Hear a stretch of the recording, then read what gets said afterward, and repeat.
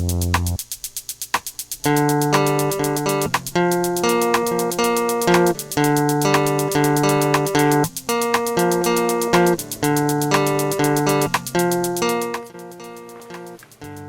this is Kimmy B here. Okay, so y'all know me from Pretzels and History for my YouTube channel. However, I'm still going to have my YouTube channel, but I decided to do another business on the side, which is called the Sneeze Free Flower Shop. Why did I come up with the shop and why did I name it? Well, for anybody that you know that is highly allergic to flowers and pollen, especially high severe allergies like I have, this would be a great gift for them. There are artificially flowered bouquets that I make together. Each model may vary.